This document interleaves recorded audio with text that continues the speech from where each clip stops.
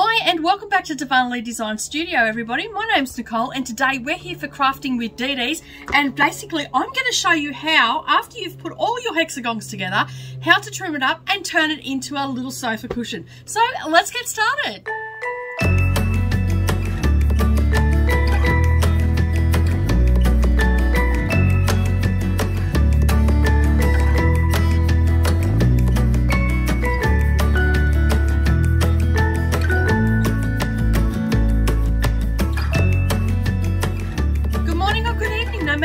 Watching from today, welcome to Kingaroy. It's a very dark and gloomy day here today. We've got a little bit of rain, so hopefully we will get our recording done before the heavens open up and dump everything that it needs to.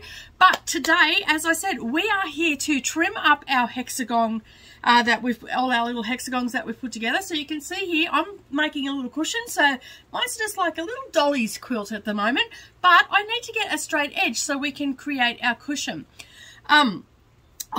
It didn't take me very long to sew these together. It is about 15 inches by 12.5 inches in width.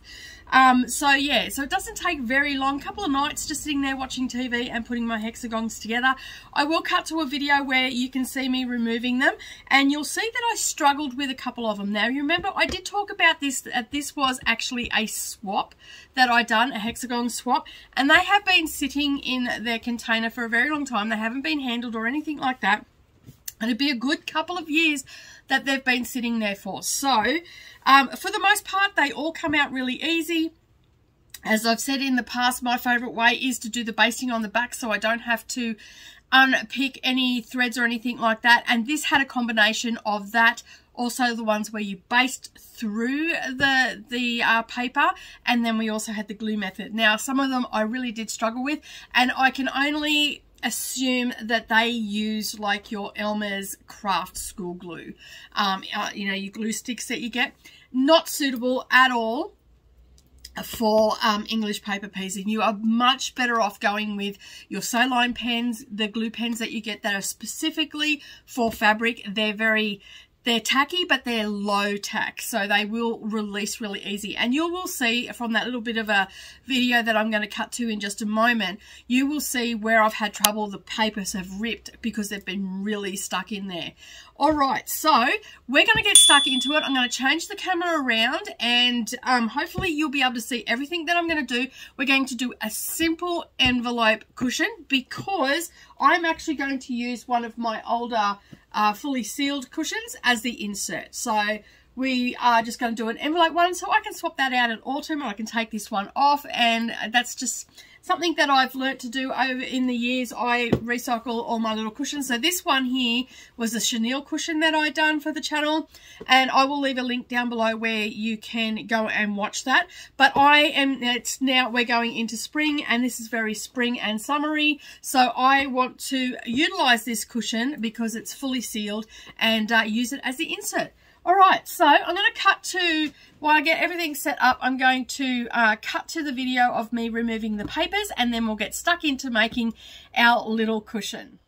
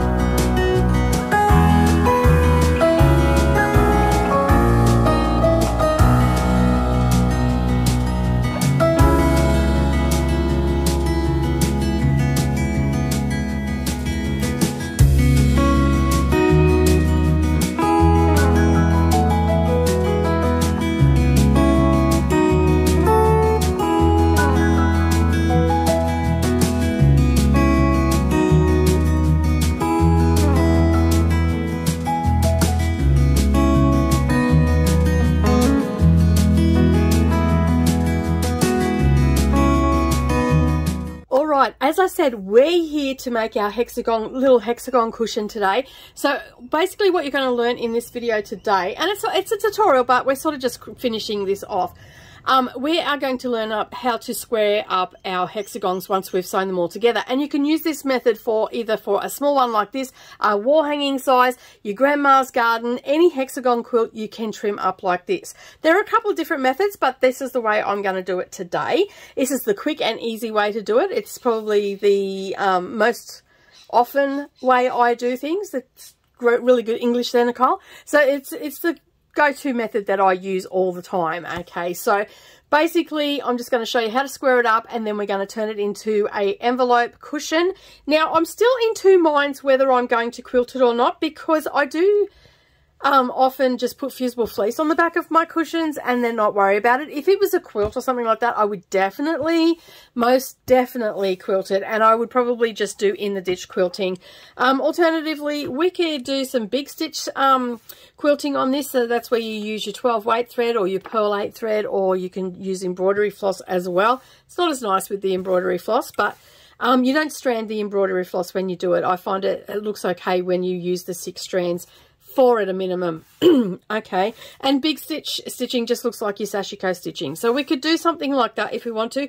But as I said, most of the time with my cushions I just use the fusible fleece on them, because I hand wash them anyway when I take the cushions off, and then that way I know that it's going to be okay. Alright, so you're going to need a few things today. If you are making a little cushion yourself, you're also going to need some fabric. This fabric is from 2015, I'm sorry. It was one that was in my little stash.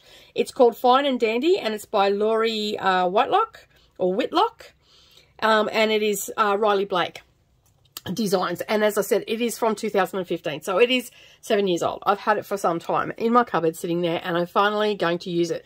I actually think I got this fabric around the same time as I was doing the swaps, because it's hexagons and that's perfect.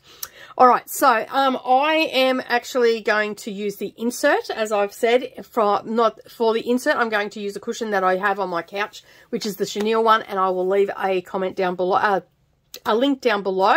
Words are escaping me today. Been out for driving lessons with Darvanalee, and it's a little bit scary, and I'm still a little bit on edge because she's only done 2 hours of driving. Yes, heart failure.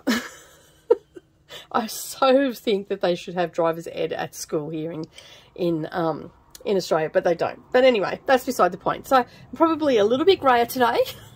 But we're getting there. She'll be fine. She's a lot more confident than what her sister is. All right, so we're also going to need some fusible fleece. So I'm just going to go and grab that, and then we'll come back and we'll start trimming up. Okay, so if you don't have fusible fleece, you can just use batting as well. But if you're going to use batting, you're definitely going to have to do some quilting. I'm being super lazy because I just want to get this done and dusted, and I'm just going to use the fusible fleece. Now, anybody has been here for any length of time knows that I love myself some fusible fleece. And I like it using it on cushions because I don't necessarily have to quilt it. And because this is going to be out in my sewing room, it's not going to be in a high traffic area. So it's a really quick way of being able to just put the fusible fleece on it and away you go. So what I'm going to do first off is I'm going to show you how to trim this up. And so I'll check that we've got the camera in view. And now I believe I measured this the other day when I finished it. Yeah, so it's 15.5 this way, and it's 12 and a half, bordering on a little bit over a half. So what we're going to do, and it's really easy to trim these up because this is not so long this way, and we're just going to take off these half ones. So all I'm going to do is I'm going to line, I'm not going to cut into where my stitching is. I don't want to cut this hexagon, so I don't want to trim a little bit off that hexagon. I actually want to leave that there. So what I'm going for is where this little point is in here, and I'll just check that you can see that. Yes, you can. That little point in there, and I'm going to line, make sure everything is straight. Okay, so I'm just looking at both ends. It looks pretty straight, and I'm just lining my ruler up just past these hexagons that are in a bit. Okay, I need my longer ruler, I know that. All right, let me just grab my longer ruler, make it a bit easier for myself. So you can see here that I'm just laying that on, and you can't see the green one or the black one underneath. And I'm just going to take this half off, okay, without cutting into it. That's the plan. Sometimes it doesn't always go to plan. So you need to have a look and make sure that you're not going to get that in any way. And then we can just trim that off. And you can put those half ones into a scrap bin, and you'll be able to use them for another project. You make little tiny hexagons out of it. I'm just going to flip it around. I've got a nice straight edge over here now. Okay, and you can see there's a little bit, I've got a little bit past there, but that's okay, because when we use our other fabric, that'll get caught up in the seam allowance of when we're sewing our cushion together. So we don't have to worry about that. Okay. And then I'm going to do exactly the same over here. And I'm just going to make sure that everything is lining up nice and straight. And I think I'm pretty much good to go. Making sure that I'm not getting any of those other ones. And then I've just got the 4 little bits. So there's a little bit of fabric left there. And you can get a tiny little hexagon out of that if you wanted to. Use it in a different project on that. All right, so then I'm just going to turn it around, and I'm going to do the same thing again, only this time I'm going to line up my points with my valleys. Okay, so I will place my ruler on here and make sure that it's nice and straight. So I've got a nice straight edge up here, so I'm just going to line it up on a line on my cutting mat, and make sure this bottom edge is straight as well. And then I'm just going to come in here. Now, not all my hexagons were equal either, so I did a little bit of fudging with this, so I might have a little bit of, you know, like a 1/16 of an inch, a little bit bigger than the other hexagon, but that's, as I said, it's going to get caught up in my 1/4 inch seam allowance, so I'm not stressed about it at all. Okay, and I'm just going to take those tops off. And you can see there, we've got a nice straight edge on the top and down the side, and we're going to do exactly the same for the other side. So I'm lining up all of my straight edges, and I use my cutting mat as a guide then. So basically what that means is I will be able to see that this edge is nice and straight and this edge up the top is straight, and then that means that I'll be able to cut this bit here, and my bottom edge is lining up with my mat as well, and I can just take these points off. Now, I generally, as a rule of thumb, don't really use my mat to guide where I'm going to cut or anything like that. I will place a line, like I will try and line it up with the lines on my mat, and then I will line up this here and one down here with a line, so I know that my ruler is straight, and then I will double check before I cut on where I'm cutting, because sometimes it just doesn't go to plan if you use your mat. So, and we don't want to cut into our stitching that we've already done either. So as long as my ruler is straight, I should be getting a nice straight edge. All right, so that is all off. And as I said, we might have a little bit extra fabric on our hexagons by, you know, a 1/16 or whatever, but in our 1/4 inch seam allowance, it's going to get all caught up. But there you go. You can see now we have our little quilt, so to speak, our little mini quilt, but it's going to be our little cushion. So I've taken all of my points off, and now I've got a beautiful squared edge to work from. All right, so now what I'm going to do, you can see here in the back, I've got that all pressed as well. What I'm going to do is I'm going to put some fusible fleece onto this. So I'll just get rid of my rulers, and I'm going to turn my iron down because we don't want to shrink. Okay, the #1 way to get really rippled look on your fusible fleece is to have your iron too hot. Okay, if it is too hot, it's going to shrink because this is actually polyester. So I'm just going to check that I've got enough here, because I've just dived into my scrap bin, and I do. So I'll just grab my scissors and cut around that, or my rotary cutter. It's up to you what you want to use. Okay.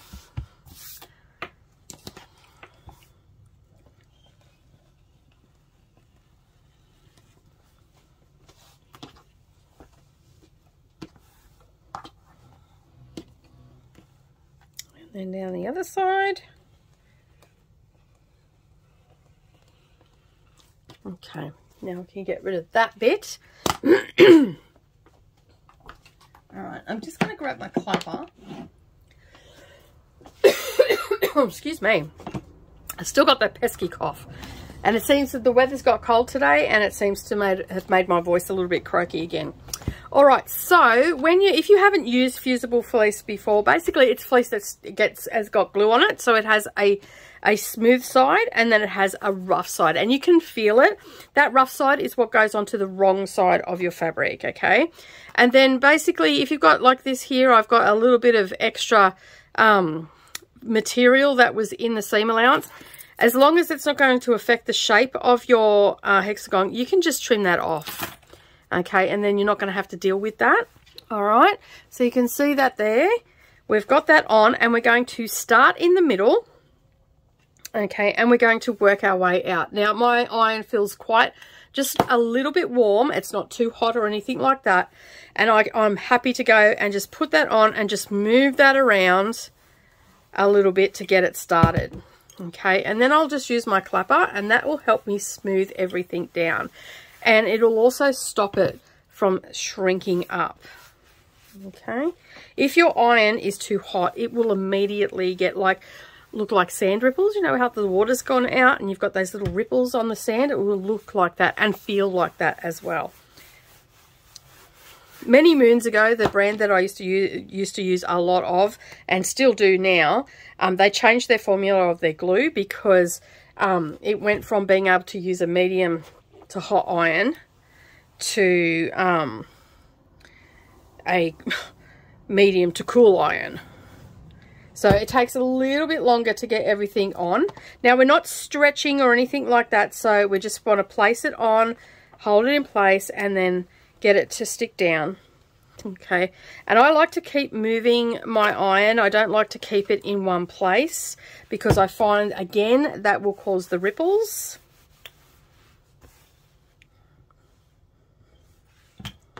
And you can see there that it's really just starting to come together now.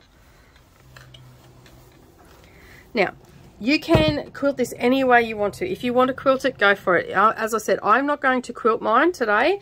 I don't think I very rarely do it with my cushions, to be honest. Like, I very rarely quilt them when I use fusible fleece because I just don't think it needs it. Yes, it will make it pop and all that sort of stuff, but that's not what I'm going for here. I just basically want to get this done and dusted. It's not something, if I was selling it, then yes, I would definitely quilt it. But if you want to quilt yours, go right ahead. I'm just mainly, as I said, I just don't feel the need to do it. Like, that is on there. It's not going to move when this, even when I hand wash this, it's not going to come away from that, that fleece. And if it does, it does. I don't care. It's a cushion. It's not in a high traffic area. It's just a throw cushion. I'm going for the look of the hexagons rather than the quilting. I'm almost sounding like I'm justifying myself now because I know that there'll be people going, no, you have to quilt it. You don't. I'm here to tell you, you don't. I very rarely will, like table runners and stuff like that I use on the kitchen table, I very rarely, if it's like a big pattern, a real big chunky pattern, yeah, I'll probably do a little bit of quilting, but I very rarely do it with something like this. All right, so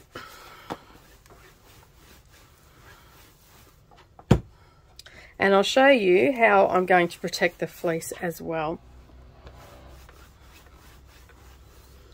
I have a piece of calico here that I'm just going to baste using an 1/8 of an inch seam allowance. I'm going to baste it all the way around, but on the back, and then that's going to protect that fusible fleece. Again, if you're going to quilt, then you will just lay it down and you will quilt it, and you can do that as well. So I'm just going to grab my calico. All right, so that is all on now, and I've just got my calico piece. This is just anything left over from a quilt or any scrap fabric that you've got, you can use for this. All right, I'm just going to give that a quick press. And then nothing too strenuous. And then all I'm going to do is place that on top because we're just going to baste this.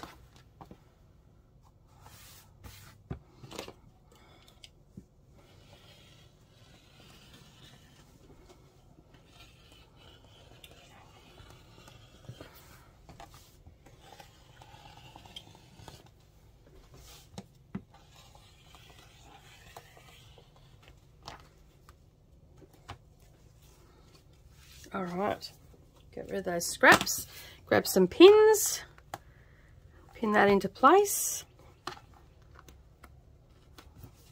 And then I'm just going to head over to the sewing machine, and all I'm going to do is an 1/8 of an inch seam allowance all the way around, and that's just going to hold that backing on.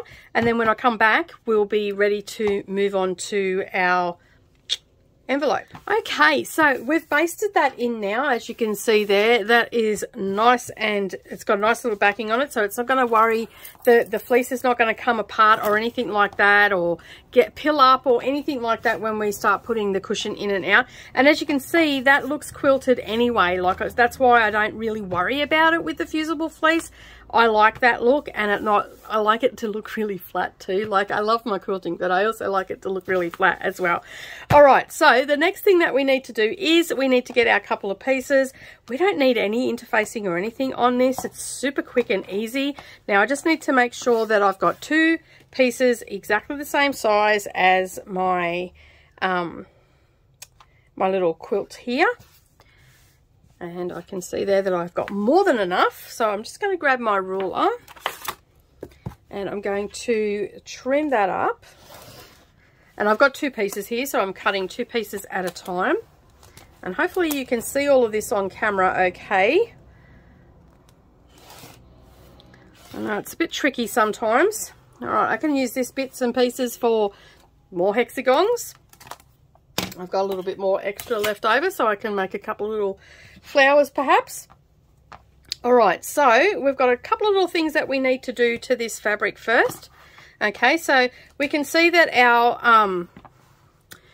our little cushion is a little bit longer than it is wide. Okay, so we've got 15, I think it is, it works out to be, no, sorry, 14 inch this way, and we've got 12 inches on the short side. Okay, so we want to orientate our fabrics the same way. So we want a 14 inch across here, and on the short side we want it to be a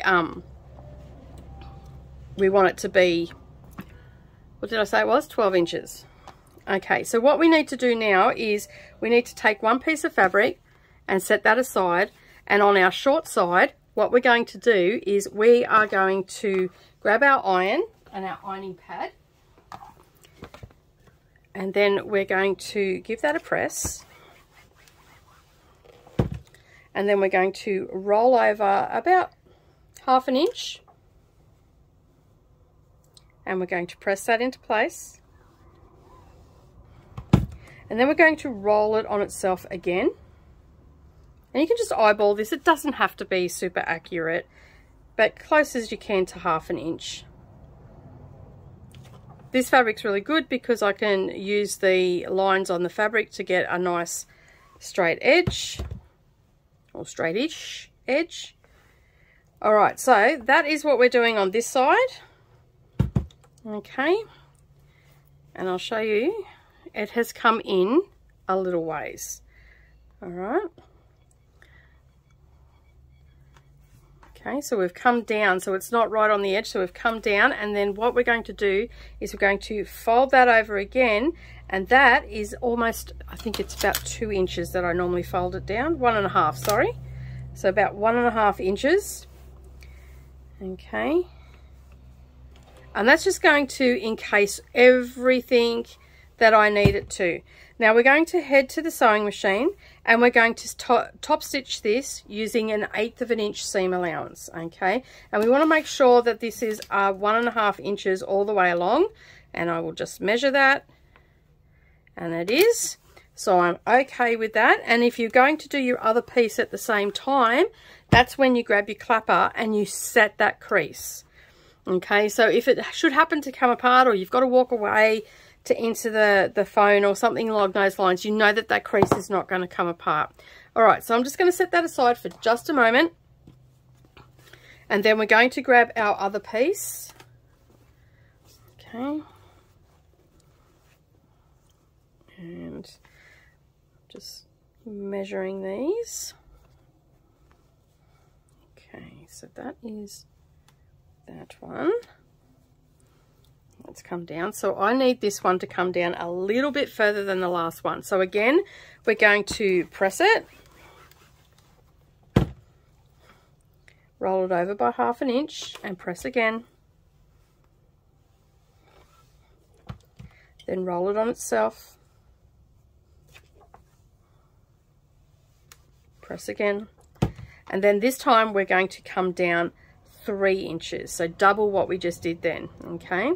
So grab your ruler before you press anything and make sure that you come down 3 inches. If it's a little bit more than 3 inches, that's okay. It's all good. 3 inches, 3 inches. All right. Now I can press that.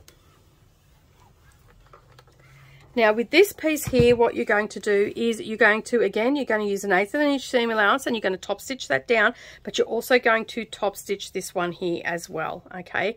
So we're going to do it down the bottom here, and then we're going to do it at the top here, all right? So if I lay this onto my little cushion here, you'll see what I mean.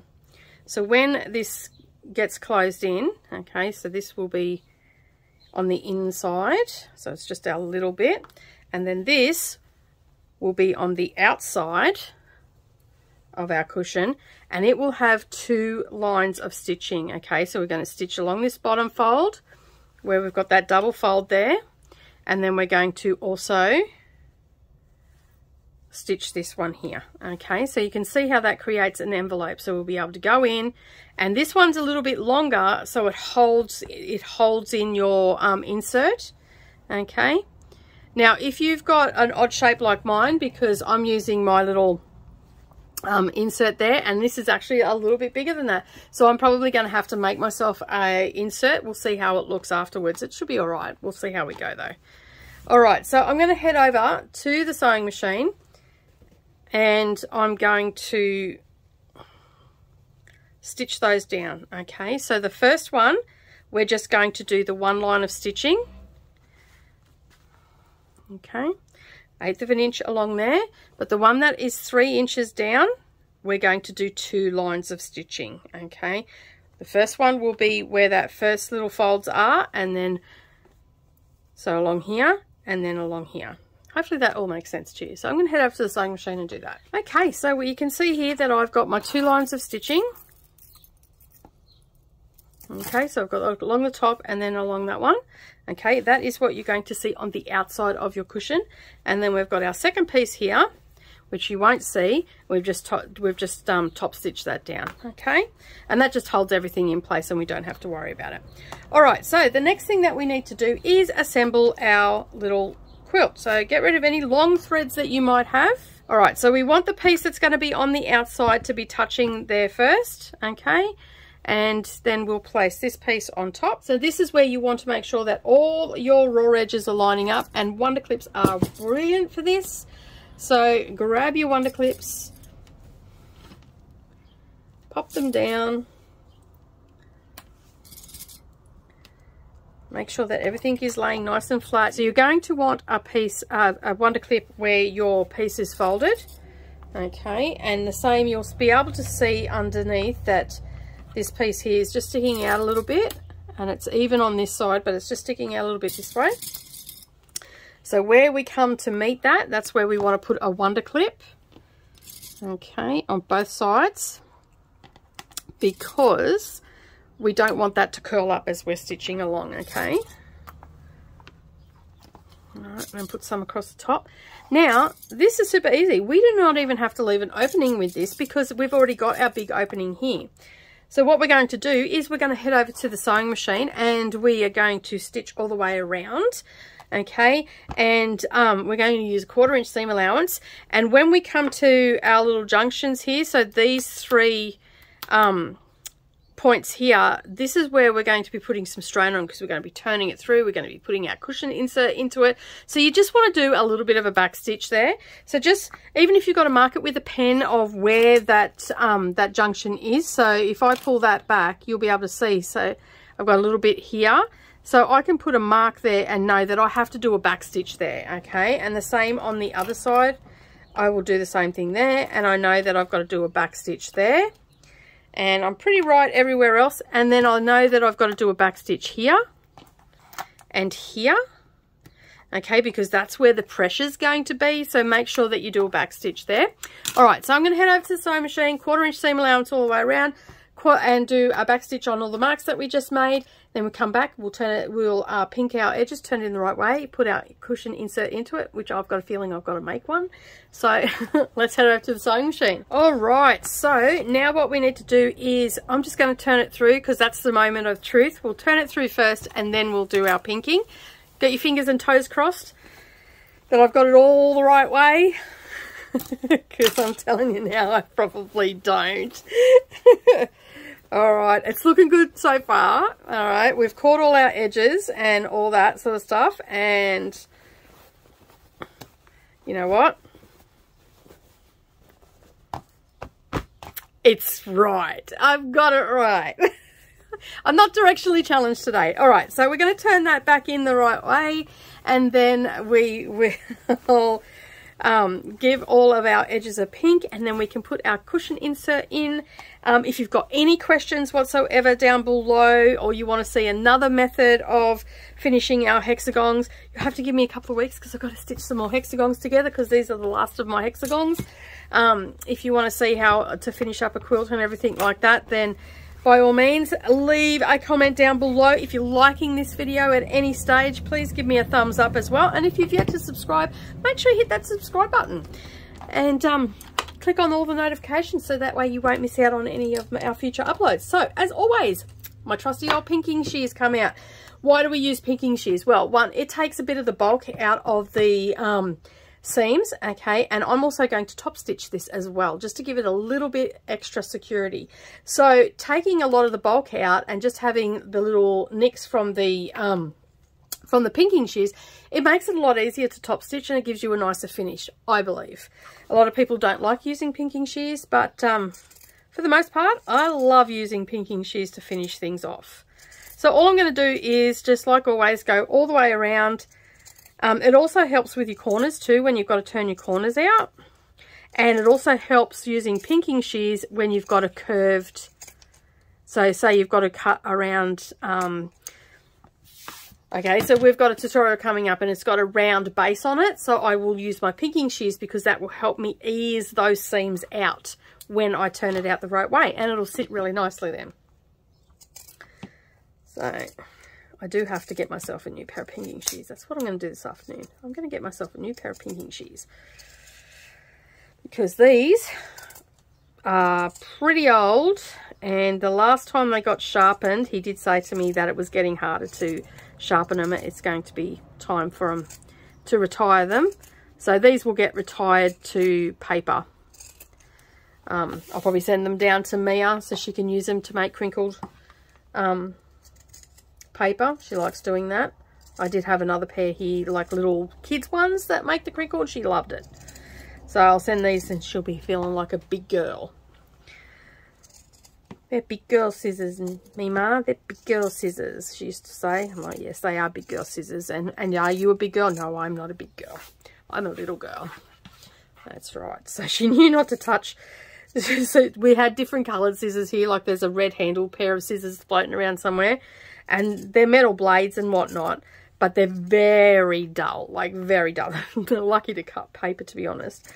And they were little girl scissors. She was allowed, they look like big girl scissors, but they're little girl scissors because they don't cut her. Oh, she's getting so big. I've seen a couple of pictures of her lately, but I still haven't seen her. One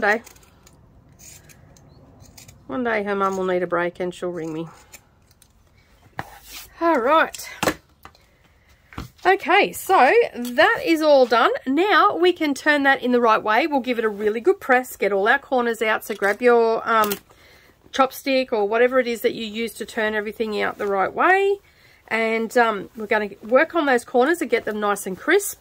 And then we're going to give it a press, and then we're going to do a top stitching using an 1/8 of an inch seam allowance. Okay, so that's pretty close. If you're not sure how to set up an 1/8 of an inch on your sewing machine, like you can't work it out from your marks on your sewing machine, use a bit of washi tape like I do. If you've seen any of my recent videos where I've got the camera at the sewing machine, which that doesn't generally happen with crafting with DDs, you can see I've got a little piece of pink washi tape there, and that's just to help me with my 1/8 of an inch seam allowance. That's all it's there for, purely for that reason, because I do a lot of top stitching and I like the to be 1/8 of an inch away. All right, so we've got all our little bits and pieces pushed out there. Our corners are looking very fabulous. All right, but you can see here that this is all sort of bunching in a little bit, so we need to get our hands in there and run our fingers along those seams. Okay, so just get, if you can't get your hands in there, you can always use your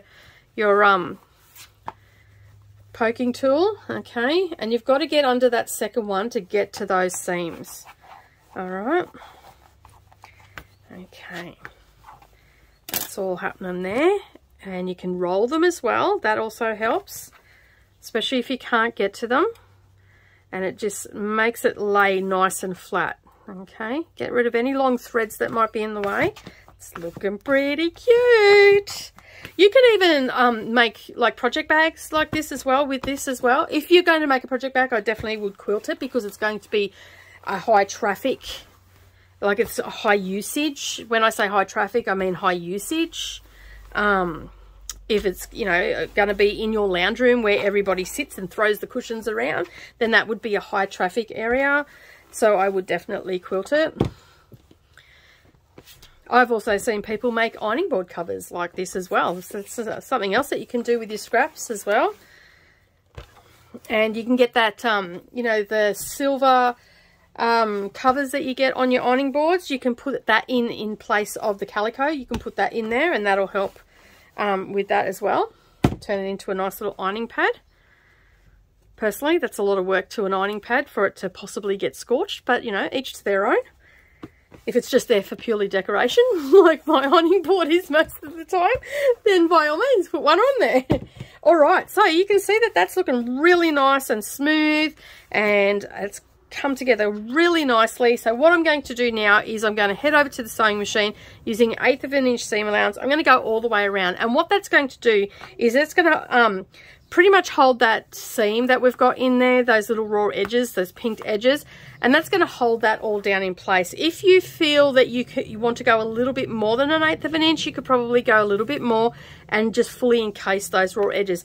And if you run your hand along like I am now, you will be able to feel, okay, you'll definitely be able to feel those seams, so you might be able to get really close to it, and that's just going to hide all of that inside and not fray or anything like that. All right, so I'm going to head over and do that, and then we'll be back to put our insert in. Okay, so I have an old insert here that is a little bit broken and whatnot, so I'm going to use that because the other one is a little bit too big for this. So I'm just going to get that into that first half, then I'm going to reach in and put that into the underneath the second part that's in there, and then I'm just going to roll it around until I get it to sit right. Okay, because as I said, this is an insert. I probably have to get I will have to probably make one because it's a specialized size, and I don't have time to do that today, but this insert seems to be working okay. Let me just get in there and manipulate it a little bit. Get it to lay flat. It's got a couple of holes in it, so I don't want to get too carried away with it. It's just, I don't throw my inserts, I don't know about anywhere else, but here in Australia where we buy our inserts, they've got like, it almost looks like a interfacing on the outside, and they make the inserts out of those, and so they can, after a while, they perish a little bit, and so I don't throw them out. I just put them in a big bin because I have cushions everywhere. I put them in a big container, like a bin container, and I just pull them out as I need them, and I'll remake, or in this case just reuse them. And yeah, because as I said, this is going to be out in my sewing room, so no one's going to touch it. So what I'm trying to do now is I'm just getting all of the the stuffing to go up into my corners. Okay, so I'm just manipulating that a bit, and you can see that that's starting to sit a little bit flatter, and I'll roll it, fluff it,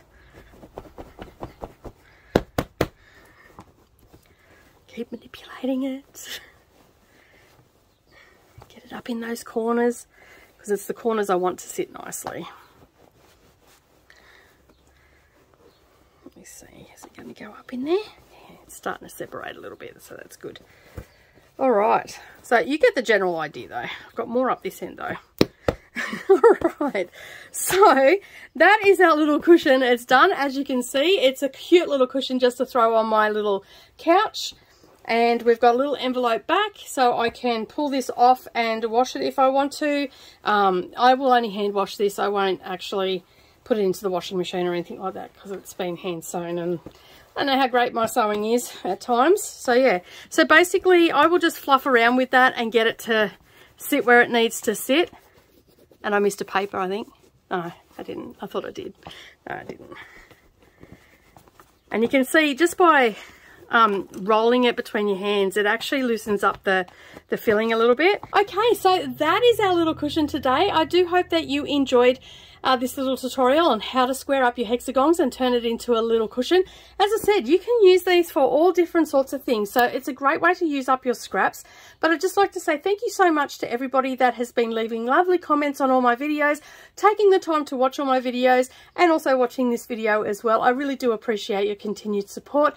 And leave me a comment down below and tell me what you were working on. Give this video a thumbs up, and if you're new here and have yet to subscribe or a returning viewer, make sure you hit that subscribe button and the little bell icon beside it, and then that way you're not going to miss out on any future crafty uploads. But that's it from me today. Have a lovely day everybody, and I'll see you all again next time.